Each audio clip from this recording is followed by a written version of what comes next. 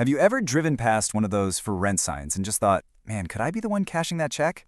If the whole idea of real estate investing feels kind of overwhelming, you are definitely not alone. But what if I told you that one of the most stable, most accessible markets for beginners is right here in Maryland? Let's get into it.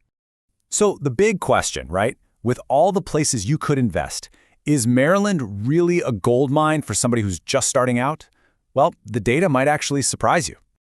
Okay, let's just look at the hard numbers for a second. I mean, you see these insane price tags in places like California and New York, and it's easy to think real estate is just completely out of reach. But then, look at Maryland. The price to get in the door is literally hundreds of thousands of dollars lower, but the rent you can collect is still really, really strong. That gap, that price-to-rent ratio, that's the magic number for investors. That's what makes the difference between a property that costs you money and one that makes you money month after month. So what's really going on behind those numbers? Let's dig into the specifics of what makes Maryland's market so darn compelling, especially for a new investor. It really boils down to these three things, and they all work together to create this sort of perfect storm for investors. You've got a diverse economy, which means jobs. You've got this amazing location right next to major hubs like D.C. and Baltimore, which means a constant flow of people who need a place to live. And when you put those two together, you get this incredibly powerful, stable demand for rentals. Let's break each one down. Now, what's so interesting here is the kind of jobs we're talking about. Healthcare, biotech, government work, these are famously recession-resistant fields.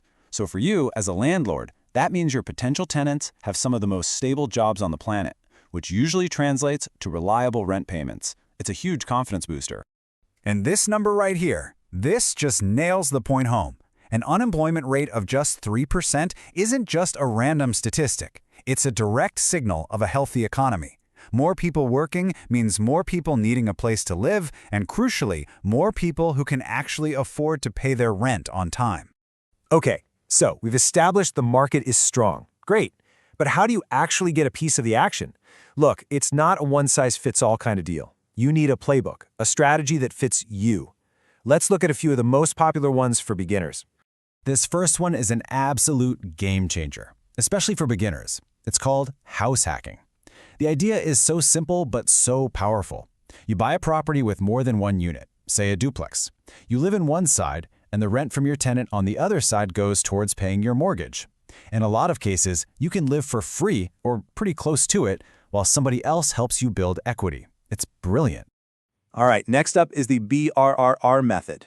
Now this one's for those of you who don't mind getting your hands a little dirty.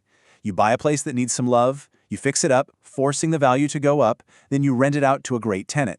After that, you go back to the bank, refinance to pull your original cash back out, and then you use that same money to go do it all over again. It is a powerful engine for growing your portfolio fast. But hey, maybe the idea of managing a renovation gives you a massive headache. Totally get it. That's where turnkey properties come into play. These places are rental ready from day one. In fact, they often come with a tenant and even a property manager already in place. It's about as passive as it gets, perfect if you want that cash flow without all the project management hassles. And this is where you've got to be really honest with yourself. Do you want to be an active, hands-on investor using a strategy like the BRRRR method to chase those potentially higher returns? Or is your time more valuable? And you'd prefer the predictable, more passive income that comes from a turnkey property? There's no wrong answer, but your choice really determines your path forward. Okay, let's get practical. You've got an idea of a strategy you like. Let's break down the actual steps to turn that idea into your very first property. And trust me, it's not as scary as you might think if you just follow a clear plan. Just think of it in these 4 stages. First, you've got to know your numbers. What can you realistically afford, and what are you trying to achieve? Second, and this is crucial, talk to a lender and get pre-approved. This signals to everyone that you're a serious buyer. Third, you can't do this alone. Find a great real estate agent, maybe line up a property manager. And finally, the fun part. Start hunting for and analyzing deals to make sure the math actually works. And when you get to that analysis part, your gut feeling just isn't enough. Real estate is a numbers game, plain and simple. You have to know your cash flow, your return on investment, your operating costs. Using tools to track all this data isn't just a nice to have, it's absolutely non-negotiable. It's what separates the successful investors from the people who just accidentally bought themselves a very expensive, very stressful hobby. All right, now before you race off to start browsing for properties, this might be the single most important part of this whole explainer. Because knowing what not to do is every bit as important as knowing what you should do. Okay, seriously, listen up. Pay very close attention to this next part. Avoiding these mistakes can literally be the difference between building life-changing wealth and digging yourself into a massive financial hole. Don't get so excited that you buy more than you can truly handle. Never, and I mean ever, ignore the cash flow math. If a property doesn't make you money every month, it's a liability, not an asset. Always get a professional inspection. And remember to budget for local quirks, like Maryland's specific transfer taxes. And finally, remember that team we talked about? Don't be a hero. You can't do it all alone. Whew, okay. We have covered the why, the what, and the how. We've pretty much laid out the entire map for you. So, the question is, where do you go from here?